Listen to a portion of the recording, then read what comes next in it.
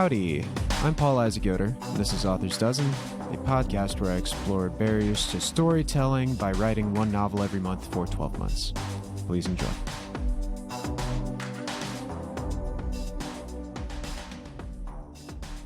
Hello and welcome to Author's Dozen. It's me, Radio Paul, and I am doing a podcast. And here with me on this CRITIC'S collab where we look at my books, we looks at books, and we take them apart and put them back together, and it's all about criticism and how good it is. And here he is, the critic, and his name is Austin. Hello, Austin. Hello, Paul. Do we want to hide the fact that we both have the same last name? With that, Yeah, I don't want any accusations of nepotism here. Yes, although you haven't heard partiality. my thoughts on it. If it's just glowing praise, I think people will be super suspicious of that. Well, you know, of all the people I've had on, you are the only one who will be within coughing distance of me this holiday season. So Yes. I want to be, that's not a threat, but maybe a little bit it is. Anyway, so yeah, but Austin is my cousin. And Austin, tell me a little bit about what you do and why I chose you think, for this podcast. Well, my full-time job is your cousin. Correct. It's a very demanding position. You're a very demanding cousin. You ask a lot of me. You know, once a year you ask me to show up to a podcast. I have uncredited been making you edit all of these podcasts as well. So And making me pay you for the privilege to do that. you're welcome. You're very welcome. In the few hours I have that I'm not slaving away for you, I work in communications, which I know is a very broad thing, but I work specifically in video production, internal communication, writing, training creation, things like that. So like corporate video production. I also am an aspiring screenwriter of sorts, which I think is probably part of the reason that I'm on here, is that I consider myself a writer. I also consider myself a lover of all things weird. So I would guess that maybe is another element. I also write weird things. I would think that might have made me qualified for this specific book. And then I'm a husband as well. That's another box that I am in, and that makes it sound terrible. That makes it sound like a prison. People know what I mean. I love being married. That's true. Yep. But that's probably a little idea of me and my life. I have always appreciated you are a writer, director, all sorts of things. You wear a lot of hats, and I've always appreciated your work very much. And so you have sold screenwriting material where I have not. So you are less aspiring than you may think. I appreciate that. It is singular. I've sold one thing. I don't want people to get the wrong idea, but that is true. That is true. Maybe I should stop using the word aspiring. Right. Thank you, Paul. I'm going to walk away from this feeling very, very good about it. You know what? We're all about positive thinking on this podcast. And you know what? If you're screenwriting, then you're a screenwriter. And if you're writing, you're a writer. And there you are. I hope you're inspired. And we can start the critique now. Tell the people a little bit about what you read. Yes, the book I read was Night of the Mayfly, which, this is kind of a side note, I really would like it to have, you know how 80s movies had theme songs where they said the name of the movie in the theme song? This is so ripe for that. Right. The whole time I was reading it, I was like, I need an 80s power song about Night of the Mayfly. But as what the book is about, it's your pretty sort of classic noir story. You have a private investigator trying to solve a murder. There's a cheating husband involved, and it also takes place in a world in which people can morph into animals.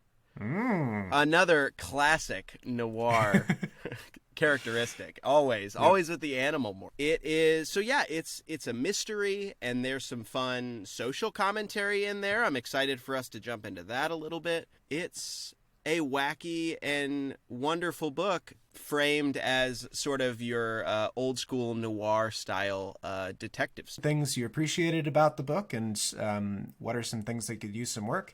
I think we have to start with the fact that it contains maybe my favorite opening line of any book I can remember reading ever.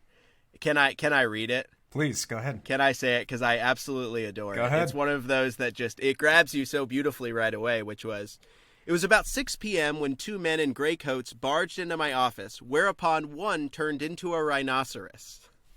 It's really quite wonderful. I read that just like 6 times. I was just laughing and knew I was going to be very into it quickly. And so, yeah, I think what really jumps out to me that I especially love about it first is just the world building. It is amazingly less than 200 pages, but the amount of ground you're able to cover and sort of the mythology and the world you've conjured up is very, very fun, and one that I would love to spend a lot of time, maybe not living in, but definitely reading about. So like I mentioned up top, in this world, people can morph into animals, but it's, and please correct me if I'm wrong on anything that because I am interested in whether I caught everything and interpreted everything the way that you were thinking. Right. But it's not like a world where that's just something humans can do. Like, we've been enabled to do that through technology. Technology has allowed us to morph into animals, but you're not able to choose what animal you want to morph into. It's sort of a situation where you basically like get in a machine, right? And it gives you this ability to morph into an animal on command. But what I really liked about that I've seen, I read Animorphs when I was a kid. I've consumed some morphing content. Right. But I really like this direction you took it in, which was, there are these very interesting benefits to being able to do that. So, for example, when you've morphed into whatever animal you are, your human body ceases to age. And when you're in your human form, your animal body ceases to age. So one of the really interesting things that is, people can kind of game the system to live longer. If you're lucky enough to be able to morph into an animal who has a long lifespan, you can vastly expand your lifespan as a human. If you die too early as a human, you become your animal and can live out the rest of your animal's life. So just that is so brilliant to me. That was one of the things I really, really liked. Was it would have been very easy, and it still would have been quite good, to write this book as humans can morph into animals, and this guy uses it to help him be a better detective, and he's a cat, and you can see how some characteristics of cats might make you a better detective. Right. Great.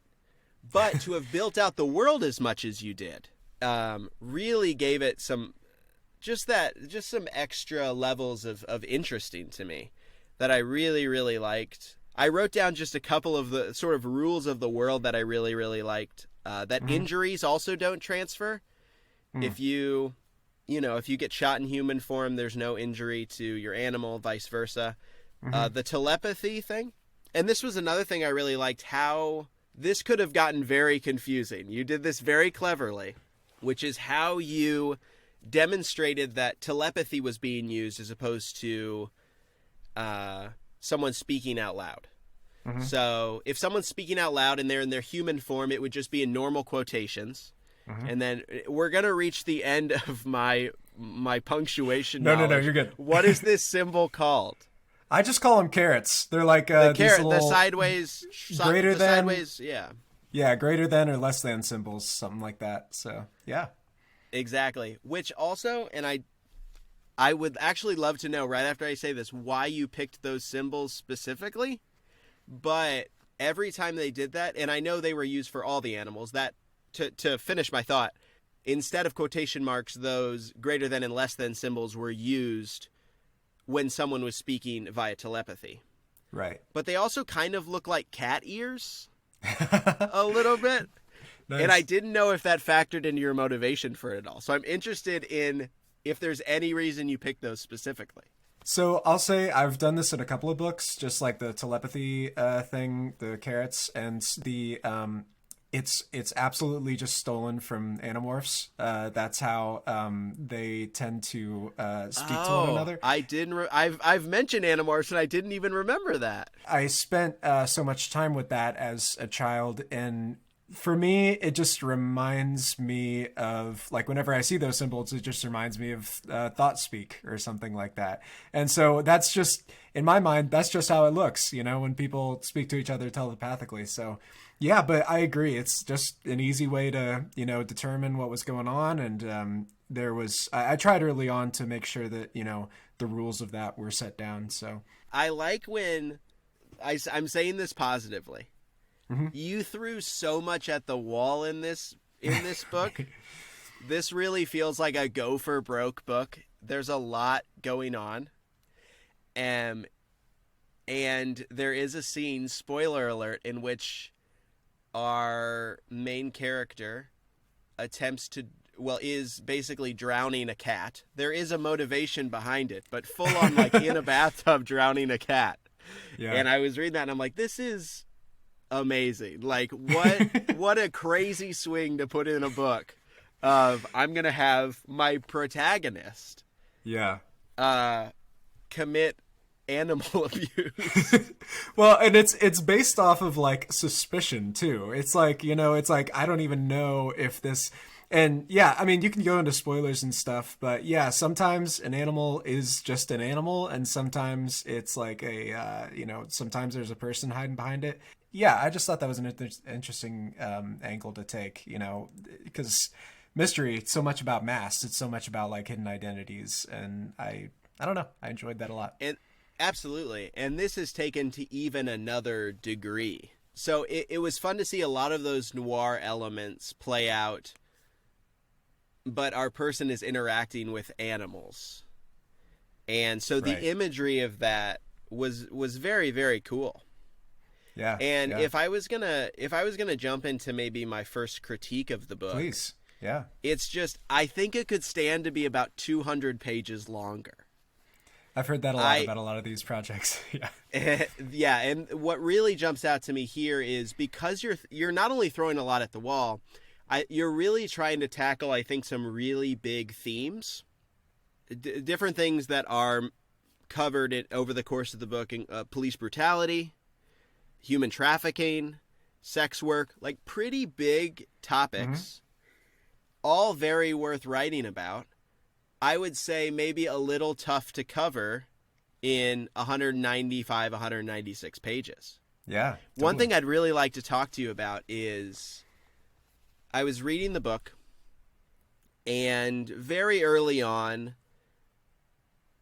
police brutality, police behaving badly is definitely a theme throughout it, and serves as part of our character's motivation. He himself, he's a private detective now, a private eye, used to be a police officer, and holds disdain for the cops for a variety of reasons. They're responsible for his brother and father's death, although they're responsible half for his brother's death because his brother also exists the entire time as a dog. Right. Yeah. His human body is dead. His dog body continues. So yeah. Which is very, very fun. And I love how emotionally attached I grew to. I like animals. I'm not a huge animal person. I don't personally have any pets. I'm not. So for me to get really emotionally invested in an animal story is actually kudos to you, because that, I think it takes a little more work with me than it might others. I don't instantly love all dogs the way a lot of people do. Right. Yeah. And so that, I would put that as a check mark of something I enjoyed, was I was able to be very emotionally invested in characters that I might not be in another story. Yeah, totally. So since you guys can't see the video feed, I'm writing something down right now because I don't think I used that joke, which is like, are you a dog person or are you a cat person? And like the detective turns into a cat, so he's a cat person. It was like, anyway, so a literal it was cat person. such a wonderful, terrible joke that I could have used and I didn't. So there we are. I think there's a lot of wonderful, terrible jokes that did make their way in there, though. Yes. And you know me, I appreciate that stuff as well. So that was a lot of fun. But one of the things I wanted to ask you, police brutality being a theme, And obviously that has been very front and center in our own national discourse this year. It's not anything new. It's a pretty timeless theme. But as I was reading it, it felt obviously in parts very relevant. Mm-hmm. And I was surprised to then see, though, that you wrote this in April, which is prior to the murder of George Floyd, which really kicked off a lot of what we're seeing right now. Yeah. I was surprised that it was written before. But I mean, it is a timeless thing, so I'm not like, explain yourself. But it was interesting to me that it was written in April. And I wonder now, with everything that's happened, is there anything that you would change, knowing you kind of wrote a book about police brutality right before that once again came very front and center in our country? As a couple of white Yoders over here, there are certain things that we just don't know, and that's Absolutely. fine. Yeah, I don't know when Ahmaud Arbery, I believe, when he was murdered. That was very troubling. Obviously, I think that was in February. Yeah, there's been troubling incidents all my life, and the frequency with which police brutality is just allowed to continue is, like you said, it's a timeless thing. The book is very LA centered, and I think that the sheriff's department is wrapped up with a lot of there are interior gang activity, police gangs, where you get a tattoo if you are violent during arrest. Our sheriff is a horrible human being who is vastly corrupt, and not to say the sheriff in this book is specifically that sheriff, but our sheriff is basically under the thumb, it appears,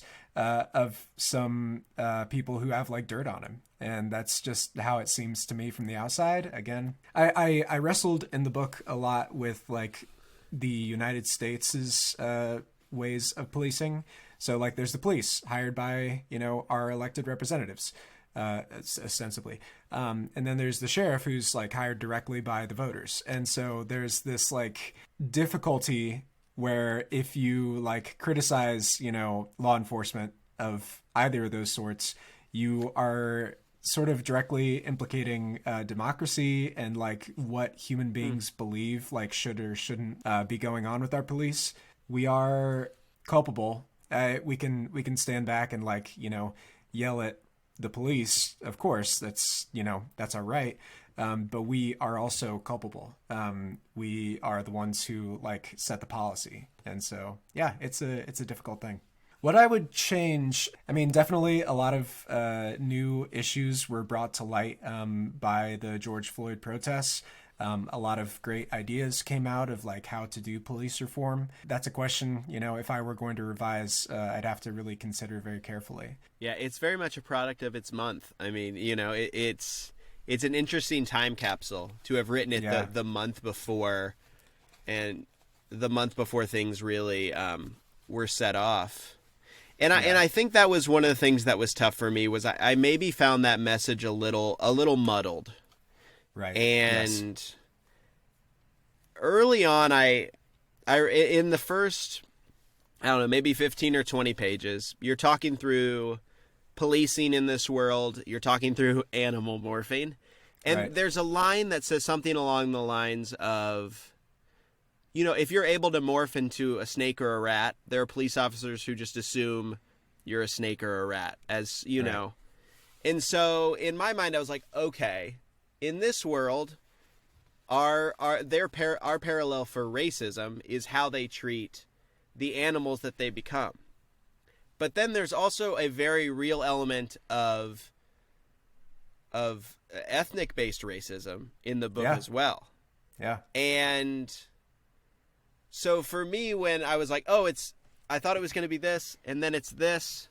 Sure. To me, that didn't quite gel together. I might have picked a lane there. I mean, Zootopia, right? That's the Zootopia Yeah. problem. It's like, oh, predators and prey. Like, oh, what are you trying to Yeah. say there? Like, there's literally an animal system there that, like, where people eat each other. You know, it's like, and it's a little troubling when you like equate those things. But yeah, it's a I think too that there is a sort of like determinism that goes on with, you know, the animal morphing, because like if you can only become one thing, you know, what you choose to do with that like prescribed lot in life is kind of limited, you know? And so, yeah, there's so much to explore there, and it's difficult to, like you said, like narrow your vision to like, okay, this is what we're going to talk about. So yeah, I agree that might have muddled things for sure. And I think a lot of these things, like I said before, they'd be helped by a couple hundred extra pages where you can flesh out these themes a little bit more. These are difficult topics to talk about in any context. It's difficult for us to converse about it right now. And of course, we're, like you said, a couple of white Yoders, limited in our perspectives and our knowledge and our experience. Right. Yeah. So I definitely would have wanted to see, like, if we're going to write a book that's about police brutality, like if that's what it's going to be. Once again, you wrote this book in a month. It's funny to critique something and then remember all of it comes back to the fact that this was written very speedily. Sure. But at the same time, like, you know, that's the thing is, you can approach a work of art like as it is, not just, you know, looking at like what's behind it or whatever. But you can approach it like as it is and just, you know, level a critique that is, not like auteur based, you know, it's not like really trying to examine, you know, the work behind it and the person behind it, but just, critiquing a story as it is can help you find the flaws and the, you know, ways to improve, which is like what we're trying to do here. So Definitely. I'm in no way offended. Yes. So yeah, the last thing I'll say related to this element of the story is, and in reference to it feeling a little muddled, was the two of our characters early on. Cal, our protagonist, has it out with an officer, and they have, I think, a really interesting conversation about, and this is something we've heard so much, which is a few bad apples. But of course, the phrase of that is a few bad apples spoil the bunch. So it doesn't matter, if there are other good apples. Would you say, this is maybe just what I read as I was going at the end. The end, in some ways, felt like it conflicted with that idea. At the end, it seems like there are a few good apples who kind of help Cal in the end, and sort of good wins out in its own way. Do you feel like those sort of ideas of a few bad apples spoil the bunch, but also there are, you know, good police officers in the end do help him out and help him to succeed in his mission, for lack of a better phrase. Do you feel that those are at odds with each other at all? So there are two, I would say, like standout, like, you know, good cops or whatever. And they both have to either like rise above the system or like go outside the system. So like Cal and his family, you know, were involved in policing with the sheriff's department, and then, you know, suspicious things happen and Cal gets like disgusted and leaves, and does his own thing. And then there's a character who is like sort of like a middleman who is trying to, basically the system constrains him to be a bad person. So he's trying to protect people, but in order to do that, he has to like live with you know, bad policing or whatever. And then there's a third character who eventually does a run to become like the sheriff. That is a like trying to rise above the situation and like trying to, you know, reform a bad system. But yeah, that is a difficult thing. And if I were going to expand the book, you know, I have most of the bad cops are like part of this like specific biker gang or whatever. Like that's the wolf pack. Yeah, it was almost, and I wasn't thinking of this at the time, but it's almost like the Dirty Harry films, where like there's this specific, you know, cell of like, you know, rogue cops. Yeah, and so I don't want to imply that like it's just one group or whatever. If I were going to continue on, like I would love to clarify that I think that when you're stuck in that system, you are forced to make like compromises, and it's just tough. There are like certain calls that we ask police officers to make compromises that sometimes that they should not have to make.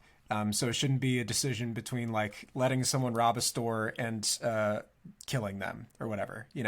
We have a flawed system in that way, and we have a flawed system that like lets evil people commit heinous acts and actually rewards them for it. So there's an interesting number of documentaries where police are trying to make quotas, basically, and they have to make a certain number of arrests to like look good and to get more funding or whatever. And so they'll cruise down to the place where they think they can frame people for stuff, and they'll I don't know if I make the observation in the text, but like you can't drive from one end of the city to another without breaking some sort of traffic violation. Like it is literally impossible. And, the same thing happens with so many elements of our society where like, if you want to arrest someone, you can find out like a way to do it.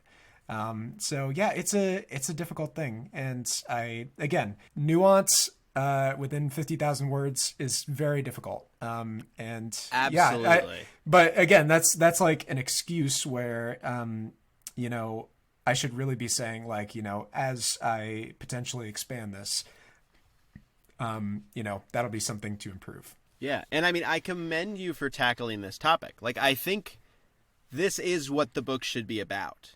Like, right. I think your themes are on point. It's a victim of its circumstance in terms right. of there's only so much you can do in the time that you were given. And I think it's very cool that you are, opening the door for me to be able to express some of these thoughts. Yeah. Well, that's, that's something I've been thinking about, like, as the project comes to an end, is like, of course it wasn't perfect, but it exists, and like, it at least gives us a jumping off point to say like, oh, this could have been better, this could have been, worse or whatever. Did you have any thoughts on like the mystery at the center of the book? Yeah, definitely. I thoroughly enjoyed the mystery. That kind of gives me a chance to talk about the title too, which I think is very, very clever. The title also, I think, is kind of a red herring a little bit. The night of I had a very specific idea of like, all right, this is going to take place over one night. The idea being the woman who was murdered in this house explosion. She can morph into a Mayfly, and Mayflies have a lifespan of like 24 hours. So once her body has died, and she's in the body of her animal, or in this case an insect, she has a very little time to live. Mm-hmm. And so that was a very fun ticking clock that I thought early on. I was like, all right, we have this much time to figure things out. Right. And then that period of time runs out about a third of the way into the book, right? Which I was not expecting at all. Right. And so that right there is an example of good mystery, where I really did not in any way see where it was going. So I was very impressed with that and enjoyed a number of the twists and turns that happened throughout it. Mm-hmm.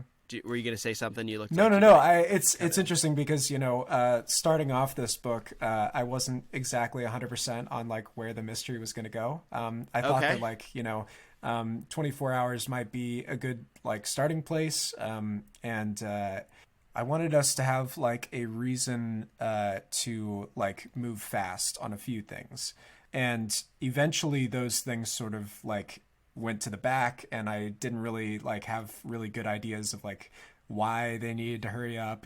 There was later on in the book, I had an idea of like, oh, she can only identify the perpetrator in like her, in her current form, like she can't really describe it to people. And so I don't know. It was one of those things where I was focusing a little bit more on the characters, rather than like having this intricately plotted plot. And so, yeah, I don't know, but yeah, there's definitely ways that I think that could have been better. Like, for instance, Jamie like did not exist in the current in the beginning of my like outlining and stuff. There was a number of things and that Jamie's I just the brother yeah, dog. yeah, Dog yeah. brother. So yeah, dog brother. And yeah, you're my bro, you're my dog, you know. I don't know.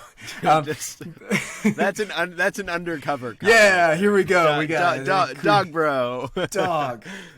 Anyway, yeah, there was just a number of things I came across where I'm like, ooh, that's interesting. I want to like look at that. And so eventually just the actual story changed. The reason why people did things changed. And so pulling back the curtain, like not a lot of this was planned right off the bat because I found things that were more interesting to me. I think in this instance, that actually served the mystery of it all pretty well.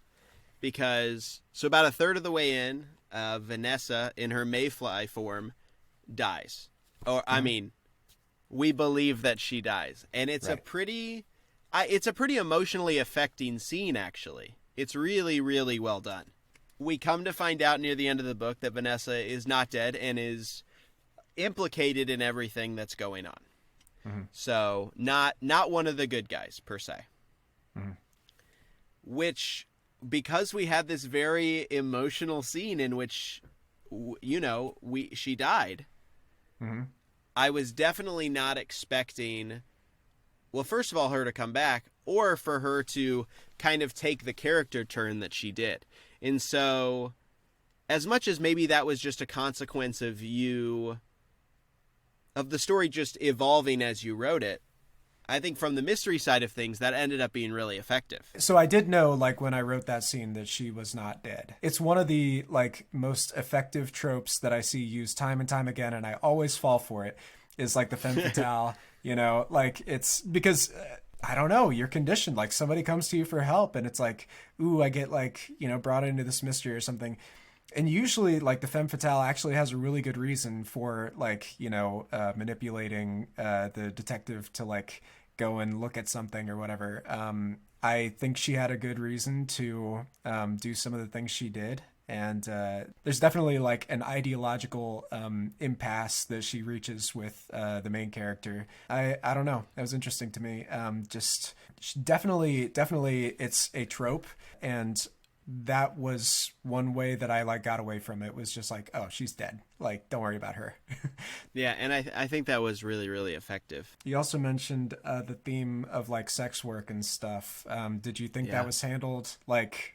okay? Or yeah, I did. I thought that was in several parts pretty elegantly done, if like some of the other things, not completely sketched out or taken to the conclusion it might have been. Right. Yeah. One of the things that I was very interested in was, we ultimately find out that these sex workers are... So everyone are humans who can morph into animals. And if I'm correct, the sex workers end up being animals who actually, through a similar but different technology, were then morphed into humans. Right. Yes. And that to me parallels the fact that throughout history, world history, but also our country's history, and this gets back into policing, sex workers have been seen as less than human, or less than, by lots of people, especially the police. If you look back at this, you know, probably even now, when sex workers get murdered, they don't care. Or historically, 70s, 80s, 90s, just would not even look into it. They were not seen as human. And so what you did was you made that, in a sense, literal, where they had this human form. They were actually embodied by animals. And I just thought that was a really interesting way to, like, so many things that are projected onto them And I'm just interested, was that kind of what you had in mind when you were writing that? Yeah, definitely. So, right from the start of the book, I'm sort of struggling with, and this is something that I've witnessed out in LA, is just that, number one, if you are like undocumented, you pretty much don't have recourse to the police, and you are in terrible danger. If you are undocumented and like smuggled into the country, whoever smuggled you pretty much has you over the fire and can drop you at any time. Yes, I was definitely thinking of like not only how sex workers are treated by law enforcement, but how they're treated by men in general, or whoever absolutely gets a sex worker is just like, it is often the John is doing a lot of like dehumanizing, and is often not interested in anything other than like the actual human form. This is a book about crime, and so a layer of like vice, is always a way to just like creep into a story about like murder and all these other terrible things, because once you inch over like the prescribed rules of society, you start to become in danger of like not being protected by the law anymore. Like I said, it's very easy to break the law, and then suddenly like you're dead to rights. People can shoot you and murder you in broad daylight, and nobody will care because they'll be like, oh, they had it coming or whatever. That's just a sickness in our society. I also wanted to kind of examine like, well, what do we do with these things now? Like, they were not originally human. They look human. What does that mean? And I like what you're getting at there, because whether or not this is what you mean by what you're saying, I like the idea of, and this is kind of me sort of translating the metaphor from the book into our world, which is sex workers have been so dehumanized for so long. Mm-hmm. And as a society, we are starting to realize that. That is a conversation that is happening now. And what does a world look like where we start to see these people as what they are, which is human beings? Yeah, yeah. And I think that metaphor holds up pretty well in the book, because all these people look at them as animals, but yeah, there is this possibility that they're going to be seen as more, and ultimately they should be. Yeah. And so I actually really thought that aspect of it was well done. I think there's more you can do with it. I think you can flesh it out more. But for sure, once again, I commend you for taking it on, and I think that hit the target pretty well for me. What did you think of like the criminals in the book? I don't know. Was there any thoughts you had while we were introducing, the rhinos and the dog fights? For sure. So well, yeah, a lot of that stuff is pretty fun. Kind of classic, sort of your classic gangster characters. I mean, sort of our mob boss in the book's name is literally Mickey, which is a pretty wonderfully over the plate name. Yep. For a mob boss. So yeah, I enjoyed all those a lot. The whole thing starts like an episode of SVU to me. Like that's kind of what I thought. Like when we started out and introduces the mystery so quickly, I was like, okay, like there's a little bit of world building early on, but I was like, all right, this is like, here's our cold open.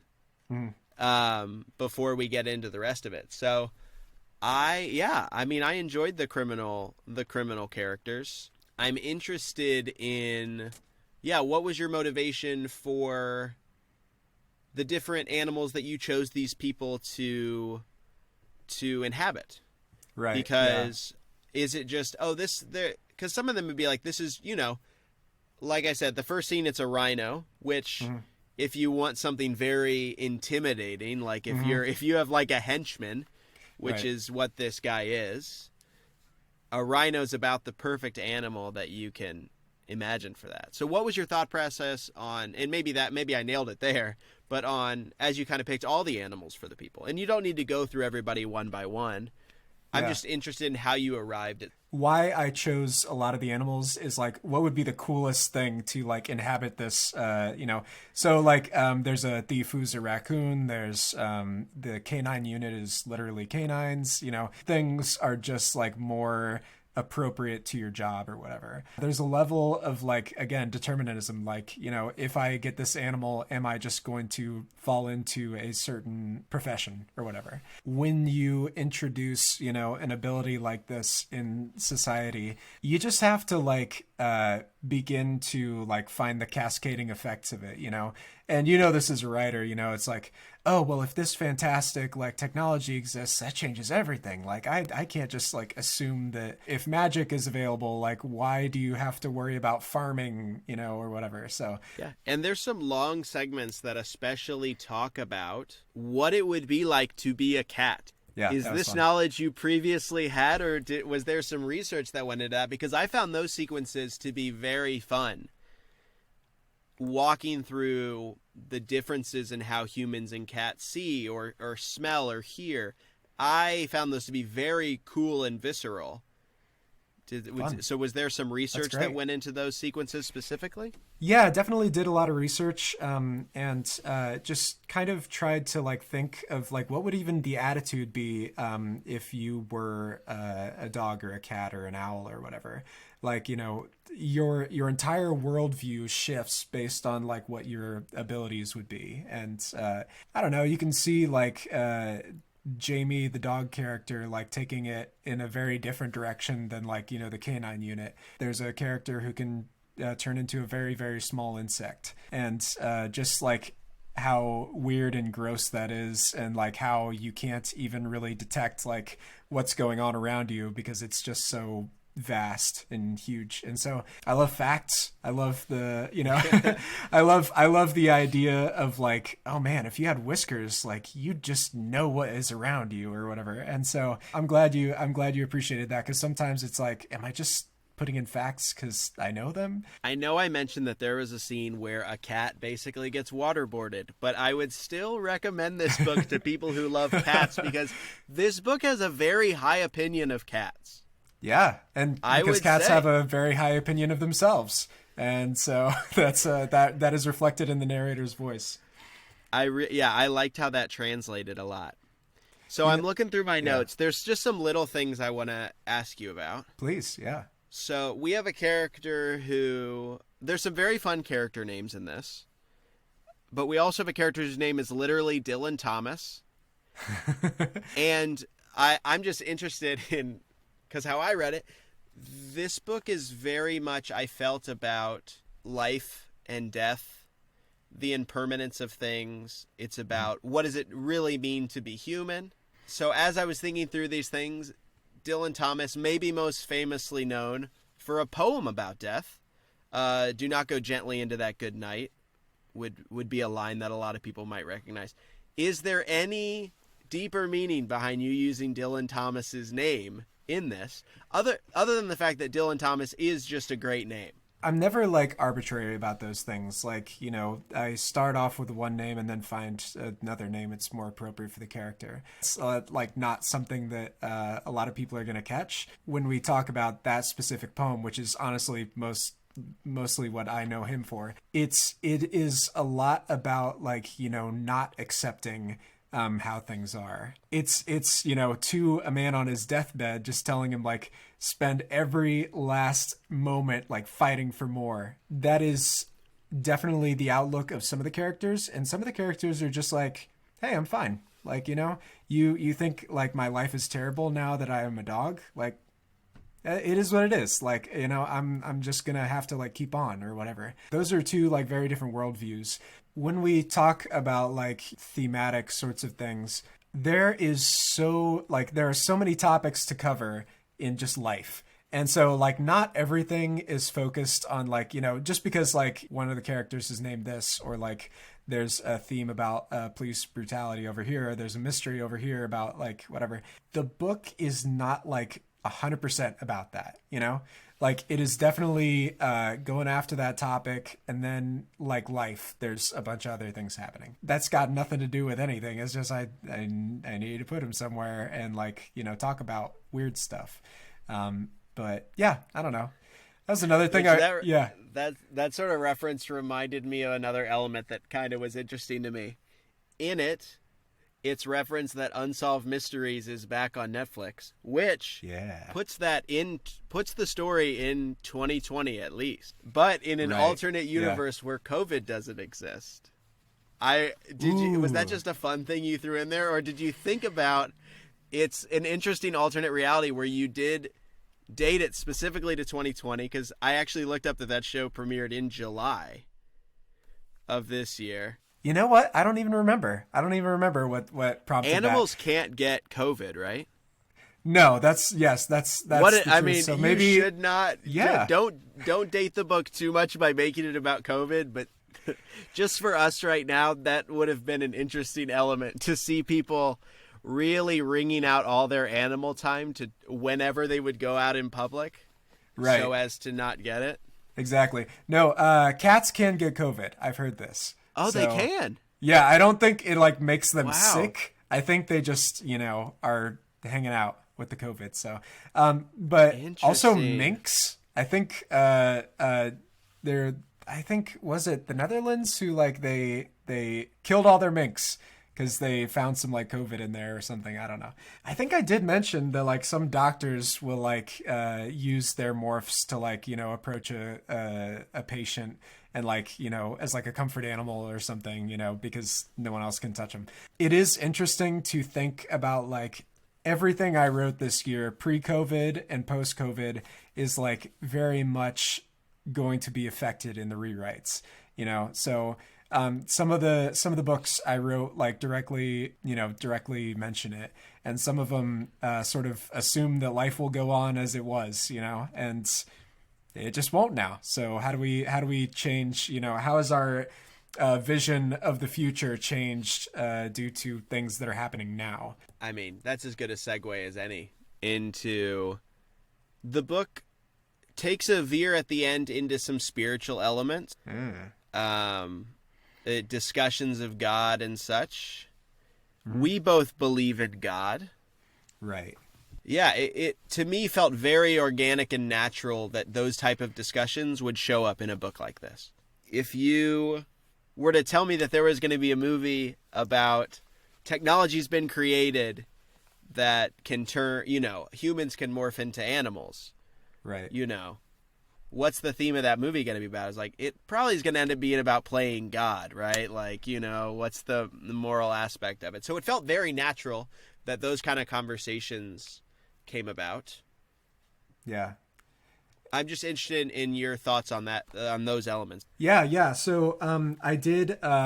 There are a few characters in the book who hold a certain religious belief, whether that's, you know, I think I mentioned a Hindu like transforming into a sacred animal of some sort, or, you know, just a number of things where like it does affect life, and religion is a part of life. But yeah, I also like gave one of my characters a sort of Christian worldview. I mean, honestly, like coming from where I come from, it is very difficult to get away from like, you know, if I believe that there is like an all-powerful, all-good God, you know, that is probably the most important thing I can write about, you know. But of course, there is an agreed upon reality that everyone shares, whether you're, you know, Muslim, Hindu, whether you're an atheist, whatever. And so if I was just talking to Christians, I would have written it one way. But this is not specifically for like Christians, you know, this is for a shared worldview. And then you get to talk a little bit about like, oh, what would that mean for this worldview or that worldview? And specifically, like, since I believe that the point of almost everything like does eventually lead to God, like it would be very unnatural for me not to write about that. So totally get that.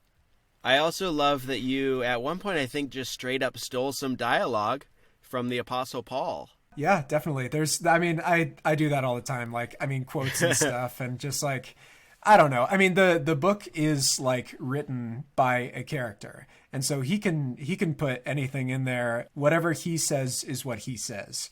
Like, definitely some of me is coming through that, but like he can make all these bad puns and it doesn't reflect bad on me because it's him, you know. It's like Easter eggs, you know. It's like if you find it, you find it, and if you don't, it's just a neat bit of like writing that makes sense in the context. So definitely. Did you ever do this as a kid? You would go to the library and you would like pick up a book and read like the first sentence and the last sentence, or the first word and the last word, and like try to That's guess. like no, like Oh. I don't even know why I did it. I just as a kid I would do that. I don't know if it was yeah, what will the first sentence and last sentence tell me? Maybe I would determine whether I would like a book based on just that. This is all to say that the last word of this book is shit, which I think is awesome. That's such a wonderful final word for it. The last couple of sentences, I did say it was about as sad as I was then. What do you want from me? Misery? I'm a private investigator in sunny Los Angeles who can turn into a cat. And the cat, at least, knows that I'm king shit. And it's like, it's a note of defiance, I think. And like the character definitely does have a sense of humor, like as he writes this story. And I think it's I don't know. It's a good way to like write at a remove, but at the same time, like put us in his head. In much the same way I love the first sentence, I love that as a last sentence. So I'm just saying, if I as a kid had read that word, Right. I would have been horrified. But if I were to apply that same mindset into my current self, it's about as good a first and last sentence of a book as I could imagine. And what I liked about it, because the book kind of ends, and that kind of takes place in sort of the afterword of the book. Right. And reading that first part of the afterword, I was like, I don't know if this is necessary. Like, I don't know if we need kind of this additional stuff. But the last couple sentences brought me back. And that's like, because the last chapter is like very much an afterword. It's very much like, why did I write this book? And like, what's the justification behind, you know, this sort of detective memoir or whatever. It's a weakness of mine that I do have to like put the point of the book into the character's like own like dialogue or whatever. And just like try to wrap everything up just like very neatly and nicely. And I have continued to see, you know, as the years go on, like it is very difficult for a lot of people to engage with subtlety. A lot of the people that you and I would know as like anti-heroes or villains are like unironically, you know, taken for heroes by certain parts of the population. So like the Punisher, you know, like suddenly has become this like symbol of police departments where he is specifically like very anti-police and like very much like killing people extrajudicially. And like, I don't know, it becomes a little worrisome when like our art is used for something that like we didn't mean it to be. So I've been making things very explicit, and that's, again, it's not like artistic. It's just like, I just want to make sure that people get it. So I don't know. I like that you outlined that. That's so funny. Yeah. I also feel like this would be my own thing. If I was writing a book in which the whole thing was like a journal, or right. It was identified that the person was writing it down, I too would feel like I had to go to a certain extent to justify why it was being written down. In the same way, if I were to ever make a found footage movie, in my mind I would be like, I have to have an explicit justification for why they're filming this whole time. And I always get so mad at movies when I'm like, the cameras would be off 40 minutes ago. What are you doing? So I appreciate that pull to justify that sort of narrative device. It's not like making an excuse for like why it exists. It is what that can do. Like Cloverfield, why is this guy still filming? Like, why is whatever? And he keeps on saying like, oh, we gotta like record this for posterity or whatever. And like, you know, we gotta like show the truth or whatever. And that does come in. Like the movie's whole framing device is like, ooh, we found this thing, and it's like, you know, it'll teach us about the alien or whatever. It doesn't hurt that much, and it does help. Like it does, you know, I don't know what that movie would look like if they didn't keep justifying it or whatever, but it would like anger me, like as a pedant I would be just like, but CinemaSins, why would they do this? Why wouldn't they just act logically? It's like, so anyway, there's a little bit of that in all of us. So, well, as we kind of come to the end, yes, I kind of offered some of my thoughts of what I thought maybe the book is about on a very broad level. We talked about some of the themes, but sort of the broad, what is the point? Yeah. And I think you're making some interesting statements on humanity. But I want to know what you think the book is about, or what you, I guess, know the book to be about. Right. Yeah. Well, I mean, and that's the thing is once it's out there, it is interpreted however, it's going to be interpreted. For me, like, there was just a number of themes, and I think that a lot of what I was thinking about, and I don't know, this is the only thing like you didn't cover, which is like the idea of like personal accountability and vengeance. We do want justice. Like we want to stop these like unjust, practices that are happening in the book. But like, who's responsible? Like how do we affect justice if we just go after the bad apple or whatever? Or like, just whenever something bad happens, we get up in arms about it and we address that specific instance, but never again. And it's like, no, there's like something bigger at play here. Like somebody gave these people guns. Somebody like, said it was okay to do this and that. And like, there is a culture that like, creates a way for people to get into this. And so I think that was something that I was really wrestling with because, we do want justice. We want people held accountable. But at the same time, like there are bigger systems at play on both sides of the law, like if you can't make a living, doing a certain thing, then maybe you go to criminality. If you are constantly being confronted with criminality from day to day and you don't have like specific means of combating that, maybe you try to be the Punisher. There are certain things that are in our control and like make us good or bad. And there are certain things that are like out of our control that really take some work to like step out from under. And if we want to change things like on a large scale for the better, we got to do a little bit of both. We have to deal with the human heart, but we also have to deal with like, the systems that push us to do things that are maladaptive. So I don't know. That was the only thing. I mean, you covered a lot of it, and there's just a lot going on in the book, and I think that there are people who act poorly who just are like rewarded for doing so. And you can't help but be like, oh, I get it. I would get why you would turn to being a criminal in that case. So I don't know. It's a tough thing. And you know what? I think we figured it out today, though. I think we have the solution. We've solved it. Yeah. So everybody go home. Who thought it was going to be two white guys on a podcast who were going to always is. Solve our biggest problems. There are enough white guys doing podcasts out there that you would think it would all be solved by now. And the fact that it isn't tells you something. We can't solve everything today, but one thing we might be able to solve, and this goes back to what's our personal accountability? What can we all do to make things better? It's don't put a Punisher bumper sticker on the back of your pickup truck. Right. Under any circumstance. For the love of God, please don't do that.